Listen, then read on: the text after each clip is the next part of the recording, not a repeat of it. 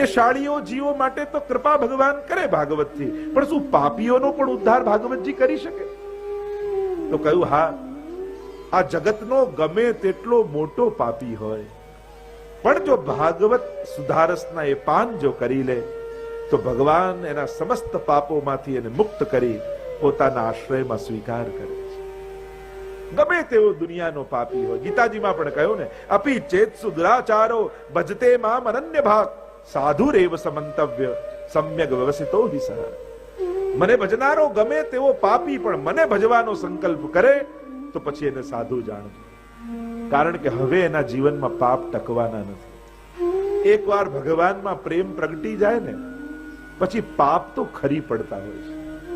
ક્રોધ, લોભ, ઈર્ષા, દ્વેષ આ બધું કાઢવાની મહેનત ન કરવી પડે. જેની ભીતર પ્રેમ પાકી જાય ને આ બધું આપમેળે ખરી પડે. એને કાઢવાના પ્રયાસની જ જરૂર ન હોય. પ્રેમથી ભરાઈ જાઓ, દુર્ગુણો આપમેળે જતા રહેશે. અને આમ કહ્યું કે ગમે તેવો પાપીને પાપીની કથા કહેતા ધુંધકારીની કથા કહે. ગોકર્ણોપાખ્યાન જેને કહેવાય છે, આત્મદેવ નામનો બ્રાહ્મણ તુંગભદ્રા નદીના તટ કિનારે એક ગાંવ છે ને એમાં રહે છે. બધું જ છે, ભગવાને બધું જ આપ્યું છે, પણ એક સંતતિનો અભાવ છે. ઘરમાં કોઈ બાળક નથી. અને જીવનમાં બધાને બધું જ મળે એ કઈ જરૂરી છે? એવું કોઈ કોન્ટ્રાક્ટ કરીને ભગવાન સાથે આવીએ છે? જે મળ્યું એને ભગવાનનો પ્રસાદ માનીને સ્વીકારી લે. પણ માણસનો સ્વભાવ એ છે, મળેલી 99 વસ્તુને ક્યારે યાદ કરતો નથી. જે ન મળ્યું એને યાદ કરી કરીને જીવ બાળતો રહે. પણ ભાગ્યથી લડીને કંઈ મેળવવા જાઓ ને, એક વસ્તુ યાદ રાખજો, ભાગ્યમાં નથી ને વસ્તુ પરાણે મેળવી તો એ વસ્તુથી સુખ નહીં મળે. આત્મદેવને એમ થયું કે લો સંતતિ નથી તો જીવીને શું કરવું? અરે, સંતતિથી જો સુખ મળી જતું હોત તો જેના ઘરે છે એને મળી લો, સુખી થઈ ગયા. સીધે સીધું છે. તમને જ્યારે કોઈ વસ્તુ માટે એમ લાગતું હોય કે આ નથી એટલે દુખી છું, તો એ વસ્તુ જેની ઘરે હોય, જેની પાસે હોય એને મળી લેવું. શું આ મળવાથી તું સુખી થયો? આ આપણી કલ્પનાઓ છે, આ આપણી ધારણાઓ છે. અને આપણી વિવિધ પ્રકારની માન્યતાઓને ધારણાઓને કારણે આપણું સુખ હંમેશા કલ્પનાઓમાં જ રહે છે. સુખી થતા માણસને આવડવું જોઈએ. વસ્તુ અને વ્યક્તિઓથી સુખી થવાતું નથી, સમજણથી સુખ આવે છે. જીવનમાં સમજણ છે તો સુખ અને શાંતિ આવશે. બાકી ગમે તેટલા ઊંચા પદો, ગમે તેટલી અનુકૂળતાઓ, ગમે તેટલી સામર્થ્યને ભેગું કરો અને એવું માનતા હો કે એનાથી સુખ આવે કે શાંતિ આવે, સંભવ નથી. એક સસલું હતું, જતું હતું રસ્તામાં અને જોયું કે વૃક્ષ ઉપર એક ગિદ્ધ બેઠું છે, ટોચ ઉપર શાંતિથી બેઠું છે. સસલાને એમ થયું કે જો કેવું શાંતિથી બેઠું છે, લાવ હું શાંતિથી બેસું. અને જ્યાં ઝાડ નીચે શાંતિથી બેઠો એટલામાં એક શિયાળ આવ્યું અને મોઢામાં પકડ્યું સસલા. અને જ્યાં મારવા જાય ત્યાં સસલાએ કહ્યું, જો પેલો ગિદ્ધ શાંતિથી બેઠો છે, એને કોઈ હેરાન નથી કરતું, એને કોઈ છેડતું નથી, અને હું બેસવા ગયો તો મને મારો છો, આવું કેમ? ત્યારે સસલાને મારતા મારતા શિયાળે એટલું કહ્યું કે સસલા, શાંતિ માટે ઊંચાઈ જોઈએ. ઊંચાઈ વગર જીવનમાં શાંતિ ના આવે. વિચારની, વ્યવહારની, સમજણની આ ઊંચાઈ જ્યાં સુધી ન મળે ને ત્યાં સુધી જીવનમાં શાંતિનો ઉદય થતો નથી. કોઈ વસ્તુ ને વ્યક્તિથી કેવલ શાંતિ નથી આવતી, સમજની ઊંચાઈ જોઈએ. કહ્યું કે સંતતિ નથી તો પછી આ બધું ભેગું કરીને શું, સંસાર મેળવીને શું, અરે જીવીને શું કરવું? એટલું બધું કોઈ વસ્તુને વિચારી લઈએ ને તો આપણને એમ લાગે કે આના વગર જીવન સંભવ જ નથી. જીવન માટે બધું છે, કોઈ વસ્તુ કે વ્યક્તિ માટે જીવનનો ભોગ ન અપાય. જીવન મોટું છે, વિશાળ છે. ઘણી વાર લોકો નાની નાની વસ્તુ માટે જીવનનો ભોગ આપી દેતા હોય, જીવન ટૂંકાવી દેતા હોય. એનાથી મોટી જીવનમાં કોઈ ભૂલ બીજી નથી. જીવન માટે આ બધું છે, જીવન એના માટે નથી હોતું. આત્મદેવને ગ્લાનિ થઈ. આધ્યાત્મિક અર્થ કરીએ, તુંગભદ્રા, તુંગ એટલે શિખર, ભદ્રા એટલે કલ્યાણ, કલ્યાણનું શિખર એટલે આ માનવ દેહ. આત્મદેવ એટલે જીવાત્મા. અને આત્મદેવને પત્ની છે ધુંધુલી. એવું નથી કે એને બાળક થતું નથી, મહાત્માની કથામાં એવું આવે છે કે આ માં બનવા માંગતી નથી, અનેક અનેક તર્ક કુતર્કો આપે છે. અરે જો સુખદેવજીની જેમ 16 વર્ષ રહી જાય, કોઈ ચડાઈ કરે તો હું ભાગીને કેમ જાઉં, અરે મને મારું શરીર આમ થઈ જશે, મને રોગ લાગી જશે, તો અનેક અનેક પ્રકારના તર્ક કુતર્કો આપે છે. માં નહીં બનવાનું. અને આત્મદેવને એમ છે કે બાળક થતું નથી. આ ધુંધુલી છે આધ્યાત્મિક અર્થમાં દુર્બુદ્ધિ. અને દુર્બુદ્ધિ જીવાત્માને સત્સંગનું ફળ આપતી નથી. બુદ્ધિ નાશાત પ્રણશ્યતિ, ગીતાજીમાં પણ કહ્યું, જો બુદ્ધિનો નાશ થાય તો સર્વનાશ થઈ ગયો. તો આ દુર્બુદ્ધિ સત્સંગનું ફળ લેવા દેતી નથી. અને આત્મદેવને એમ થયું કે જો સંતતિ નથી તો જીવીને શું કરું. આવ્યા ગામની બહાર, તળાવના કિનારે ઉભા રહી અને વિચાર કરવા લાગ્યા કે લાવ હું કૂદીને જીવન ટૂંકાવી દઉં, જીવન સમાપ્ત કરી દઉં.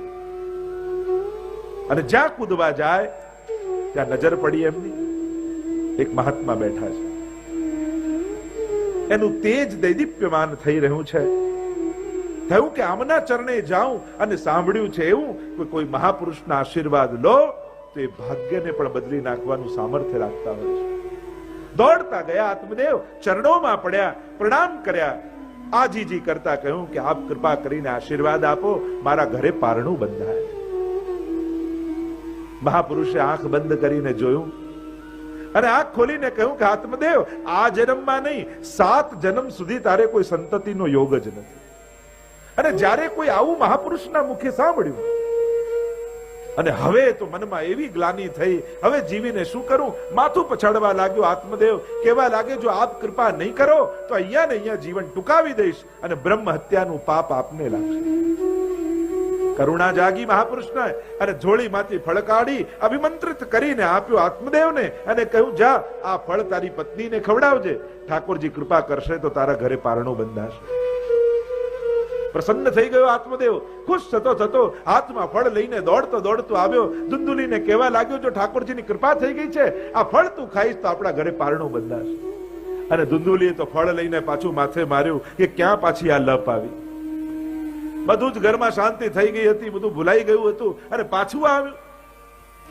આત્મદેવ જ્યાં ગયો પોતાની બહેનને બોલાવી. અને દુર્બુદ્ધિની બહેન છે દુસ્સંગ. બુદ્ધિ બગડે ને પછી દુસ્સંગ ગોતવા ન જવું પડે, સામેથી જ આવી જાય.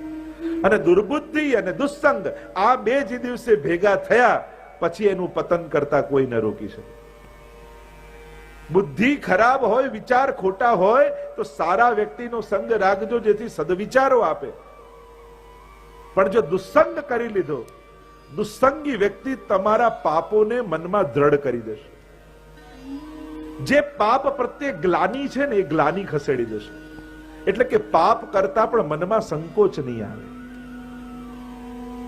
અને દુર્બુદ્ધિ ને દુસ્સંગ ભેગા થયા અને બહેને કહ્યું કે જો મારે બાળક થવાનું છે, એમ કર તું મારા ઘરે રહેવા આવી જા, ગર્ભવતી થવાનું નાટક કરજે અને સમય થાય ને મારે બાળક થશે, મારા પતિને થોડા રૂપિયા આપજે, એટલે એ બાળક જે થાય તને આપી દઈશું અને ગામમાં એમ કહીશું કે તારે બાળક થયું છે. વાત બહુ ગમી. કહ્યું કે આ ફળનું શું કરું? કે તારા આંગણામાં જે ગાય બાંધેલી છે ને એને કોઈ વાછરડું થતું નથી. એમ કર આ ગાયને ખવડાવીને જોઈએ તો ખરા કે આ ઋષિએ કઈ અભિમંત્રિત કરીને આપ્યું છે કે એમને પકડાવી દીધું છે. ફળ ખવડાયું ગાયને, સમય થયો, ગાયને વાછરડું થયું. આખું શરીર મનુષ્ય જેવું પણ કાન ગાય જેવા. માનો એ ઋષિનું તેજ, એ તપ આ પુત્ર રૂપે પ્રગટ થયું છે. અને એટલા માટે એમનું નામ રાખ્યું ગૌકર્ણ. બોલો ગૌકર્ણજી મહારાજ કી જય.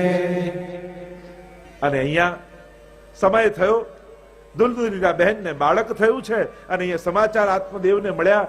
ધુંધુલીએ કહ્યું કે આપણે ત્યાં બાળકનો જન્મ થયો છે.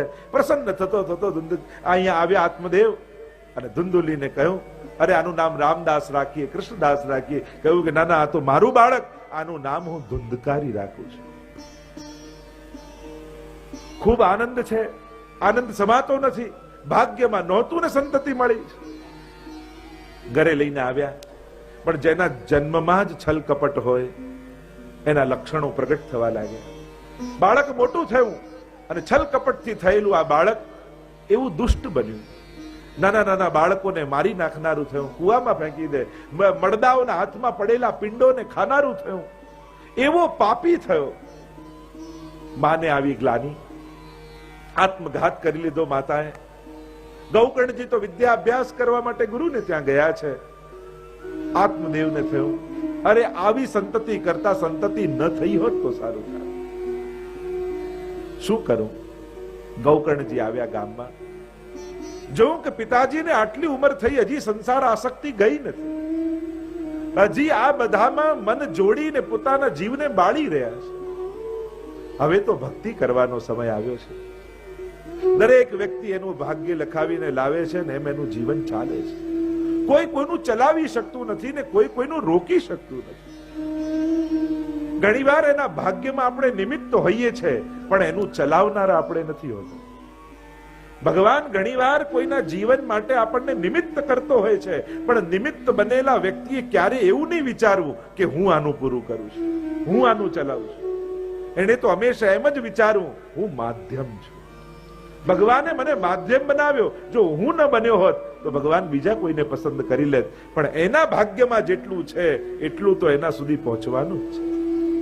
અરે ઝૂંપડામાં પણ 5 કન્યાઓ નાની નાની જન્મ લેતી હોય, ખાવાના ફાફા હોય, તોય મોટી થાય, બધા પરણી જાય, બધાનું જીવન પૂરું ચાલે છે. કોઈનાથી કઈ અટકતું નથી.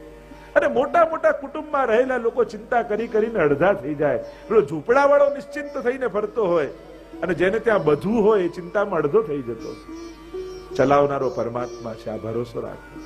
ભાગવત સાંભળ્યા પછી એક વાત મનમાં દ્રઢ રૂપે બેસી જવી જોઈએ, આ બધું જ કરનારો ભગવાન છે. દરેક વ્યક્તિનું ભાગ્ય લખનારો પરમાત્મા છે, અને જે લખ્યું છે એના સુધી ભગવાન પહોંચાડી જ દેવાના છે. થયું, પિતાજી હજી આસક્ત છે. ગૌકર્ણજી આવ્યા આત્મદેવ પાસે. પિતાજી, હવે ભક્તિ કરવાનો સમય આવ્યો. કોની રાહ જુઓ છો? કોની પ્રતીક્ષા કરો છો? અત્યાર સુધી સંસાર સાચવવામાં જીવન ગયું. હવે ગડપણનો સમય પોતાના માટે જીવવાનો સમય છે. ગડપણનો સમય એટલે કે મૃત્યુની પ્રતીક્ષા કરવાનો સમય નહીં, પણ આખી જિંદગી જે અનુભવો લીધા એને વાગોળતા વાગોળતા પ્રસન્ન રહેવાનો સમય. ગડપણનો સમય એટલે પોતાના માટે જીવવાનો સમય. બાળપણ ભણવામાં ગયું, વિવાહ થયા, બાળકો થયા, એને સાચવવામાં ભોગ આપ્યો, આખી જિંદગી બધાને સેટ કરતા જ રહ્યા, પણ પોતે હંમેશા અપસેટ રહ્યા. એટલે બધું સાહિત્યકારો કહે ને કે માણસના ઘરે બધા જ સેટ હોય, ટીવી સેટ હોય, સોફા સેટ હોય, ડાઇનિંગ ટેબલ સેટ હોય, પણ પોતે હંમેશા અપસેટ જ રહેતો હોય. પોતે સેટ ક્યારેય ન થાય. હવે મારા માટે મારે જીવવું છે, મારા આત્મોદ્ધાર માટે મારે જીવવું છે. બહુ કર્યું બધાનું, હવે બધાને પોતપોતાની રીતે જીવવાનું. હા, નજર રાખે, સમય થાય ત્યારે સલાહ આપે. કઈ રીતે સન્માનથી જીવવું એ માણસના પોતાના ઉપર છે. ક્યારે કહેવું ને ક્યારે નહીં કહેવું, ક્યારે ડ્રોઈંગ રૂમમાં બેઠા રહેવું ને ક્યારે ધીમે રહીને પાછા પોતાના રૂમમાં આવી જવું. આ વિવેક તો દરેકે પોતાએ શીખવાનો છે. દરેક વાતમાં ઘરના કેન્દ્રમાં જ રહેવું એ આવશ્યક નથી હોતું. નિર્ણયો આખી જિંદગી લીધા. હા, એક ટેકાનો હાથે રાખીએ કે જેથી કોઈ પડી ન જાય, પણ પછી એને ચાલતા કરવાના છે. ચાલશે તો ચાલતા શીખશે. કહું, પિતાજી, સુંદર ઉપદેશ આપતા ગૌકર્ણજી બોલ્યા, ધર્મ ભજસ્વ સતતમ ત્યજ લોક ધર્મા સેવસ્વ સાધુ પુરુષાંજહિ કામ તૃષ્ણા અન્યસ્ય દોષ ગુણ ચિંતન માસુ મુક્ત્વા સેવા કથા રસમહો नितराम पिबत्वम. बड़ा सुंदर उपदेश देते हुए गौकर्ण जी ने समझाया, पिताजी अब अपने लिए जियो, अपने आत्मोद्धार के लिए जियो. धर्म भजस्व सततम त्यज लोक धर्मा. ધર્મનું સતત આરાધન કરી લૌકિક ધર્મોને ધીરે ધીરે છોડો.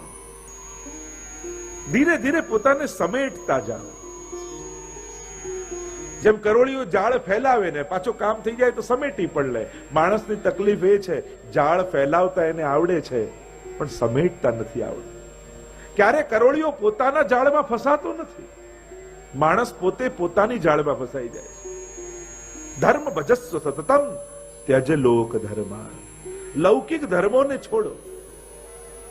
હવે લગ્નમાં આવા કંકોત્રી આવી છે તો કહી દો બાળકો હવે તમે જઈ આવો.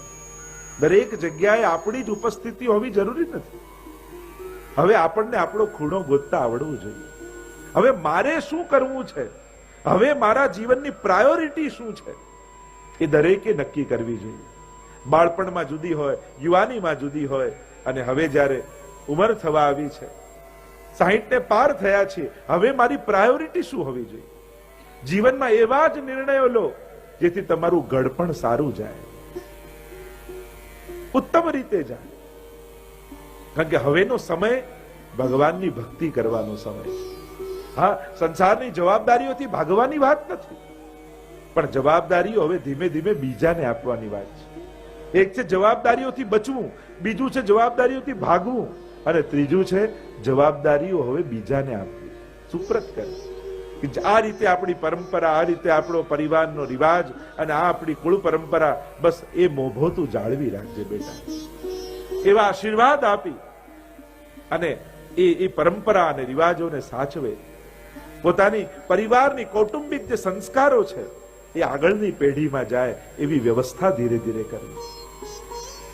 કારણ કે બાળપણ અને ઘડપણ બંનેના તમે જોશો તો બંનેની શરૂઆત એક સરખી જ થાય. ઘૂંટણથી ચાલતો થાય એટલે સમજી લેવું કે બાળપણ આવ્યું, અને ઘૂંટણ દુખતા થાય એટલે સમજી લેવું કે પહેલા 2 પગથિયાઓ કૂદકા મારી મારીને આગળ જતા હોઈએ, પછી દરેક પગથિયે શ્વાસ લેવા ઉભા રહેવું પડે એટલે સમજી જવું. જેમ નાનકડું બાળક જન્મે ને, હજી નવજાત હોય એટલે ઊંઘતું રહેતું હોય એટલે બધા હલાવી લઈને બધો કાકા આયા, જો મામા આયા, જો દાદા આયા. એ રીતે માણસની છેલ્લી ઘડી આવે ને અને હોસ્પિટલના ખાટલામાં સૂતો હોય એટલે પાછા મહેમાન મળવા આવે, હલા જો કાકા આવી ગયા, જો આંખો ખોલો મામા આવી ગયા. પાછું એ જ થાય કે બાળક નાનું હોય ને એટલે માં સમજાવે કે જો બેટા આમ ના ખવાય, આમ ખવાય. અરે આવું ના બોલાય, બધાની વચ્ચે આમ બોલાય, આમ ના બેસાય, આમ બેસાય.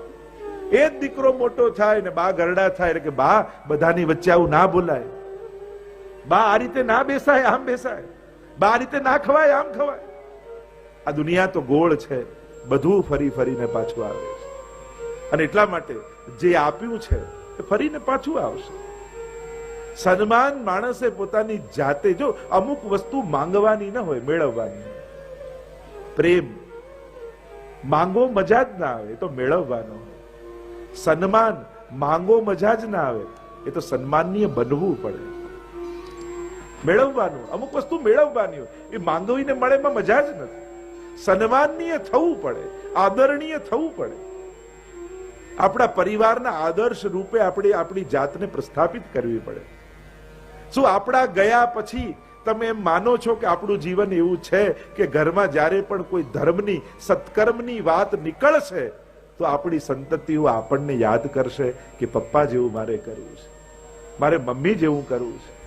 જ્યારે આપણે આપણી પ્રેરણા, કારણ કે આપણે કાયમ માટે પરિવારમાં રહેવાના નથી, પણ આપણી પ્રેરણાઓ કાયમ માટે આપણા કુળમાં રહેવી જોઈએ. આજે પણ કંઈક સારું થાય તો કેવા આપણા વડીલોને યાદ કરીએ આપણે કે અમારા દાદા મરજાદી હતા, બા આમ મરજાદી હતા, કઈ રીતે ધર્મ પાળતા, એની પ્રેરણા લઈએ. લોકસ તદનુ વર્તતે, ગીતાજીમાં પણ કહ્યું ને, લોકો અનુવર્તન કરનારા છે. અને એટલા માટે ઉપદેશ આપવા કરતા પ્રેરક બનવું, પ્રેરણા આપવી. કારણ કે ઉપદેશ આપવા માટે ખાલી જુબાન ચલાવવાની જરૂર હોય છે, પણ પ્રેરણા આપવા માટે આખા જીવનનો ભોગ આપવો પડતો હોય છે. ત્યારે આપણે પ્રેરણારૂપ પરિવાર, કુટુંબ અને સમાજ માટે બનતા હોઈએ. આજે પ્રેરણાઓ સમાજમાંથી ધીમે ધીમે ખતમ થઈ રહી છે, અને એટલા માટે આવતી પેઢીને પ્રેરણાઓ નથી મળતી. આપણે એમ કહીએ કે હવે આવતી જનરેશનને દિશા નથી, ભટકી રહી છે. એનું મૂળ કારણ કોઈ બગડ્યું છે એમ નહીં, સમાજમાં પ્રેરણાઓ ધીમે ધીમે ખતમ થઈ રહી છે, આદર્શો ખતમ થઈ રહ્યા છે, આઈડિયલો જઈ રહ્યા છે. અને જ્યારે સમાજમાં આઈડિયલો ન રહે ત્યારે આવતી પેઢી ભટકવા લાગે છે. અને એટલા માટે હું હમણાં જ ક્યાંક કહેતો હતો કે જરૂરી નથી કે કોઈ આર્થિક રૂપે શ્રેષ્ઠ થયો એનું જ સન્માન થાય. જ્યારે સામાજિક સંસ્થાઓ છે એમાં કેવલ આર્થિક સફળ વ્યક્તિનું જ સન્માન નહીં, પણ કોઈ પારિવારિક રૂપે કોઈ કુટુંબનો મોભી બની આખા કુટુંબને ભેગો રાખીને જીવ્યો હોય તો એનું એક દાદા તરીકેનું સન્માન થવું જોઈએ, કોઈ આદર્શ પિતાનું સન્માન થવું જોઈએ, આદર્શ પત્નીનું સન્માન થવું જોઈએ, આદર્શ માતાઓનું સન્માન થવું જોઈએ, જેથી આવતી પેઢીને પરિવારમાં આઈડિયલ કેમ બનવું એની પ્રેરણાઓ સમાજમાં મળે. કારણ કે આપણે બધા જ સામાજિક પ્રાણીઓ છે અને સંબંધોથી ગૂંથાયેલા છીએ. કેવલ ધંધો કરીને સમાજ ચાલતો નથી, કેવલ આર્થિક વિકાસ જ સમાજનો વિકાસ નથી. જો સાંસ્કૃતિક, સામાજિક અને પારિવારિક વિકાસ ન કરી શક્યા તો એ પણ સમાજની એક કમી જ રહી જશે. અને એટલા માટે સામાજિક સંસ્થાઓએ કેવલ ધંધામાં સફળ થયા એનું જ સન્માન નહીં, પણ જે પારિવારિક રૂપે સફળ થયા હોય એવા એક એક કેટેગરીઓ નક્કી કરી એ કેટેગરીમાં સિલેક્ટ કરો અને એમના સન્માનો કરો. જો આવતી પેઢીને પ્રેરણા મળે છે કે એને એમ થાય કે માં કેવી હોય, પિતા કેવા હોય, વહુ કેવી હોય, દીકરો કેવો હોય, એમના સન્માન થવા જોઈએ. શ્રેષ્ઠ રૂપે જે પરિવારમાં રહ્યા હોય, જો આવું શરૂ થઈ જાય સમાજમાં તો લોકોને આઈડિયલ મળી જશે, લોકો પ્રેરણા લેવા લાગશે. અહીંયા કહેવા લાગ્યા, ધર્મ ભજસ્વ સતતમ ત્યજ લોક ધર્માન સેવસ્વ સાધુ પુરુષાન જહી કામ તૃષ્ણા. गौकर्ण जी ने कहा, पिताजी साधु पुरुषों का संग करो, सज्जन लोगों का संग કરો. અમુક ઉંમર થાય, સમય હોય, પણ એ સમય વેડફવા માટે મને નથી મળ્યો એ હંમેશા ધ્યાન રાખજો. નહીં તો ઘણી વાર વડીલો રિટાયર્ડ થયું, હવે તો ટાઈમ જ છે. સમય વધારાનો નથી, સમયને સફળ કરતા શીખો. પ્રિય ભક્તજનો, જે શ્રીના આ વચનામૃત તમને ગમ્યા હોય તો આ વિડીયોને લાઈક કરજો, શેર કરજો અને કમેન્ટ બોક્સમાં જય શ્રી કૃષ્ણ જરૂર લખજો. અને અમારી ચેનલ શ્રી વલ્લભ સત્સંગને સબસ્ક્રાઇબ કરવાનું ભૂલશો નહીં. સર્વે વહાલા વૈષ્ણવોને જય શ્રી કૃષ્ણ.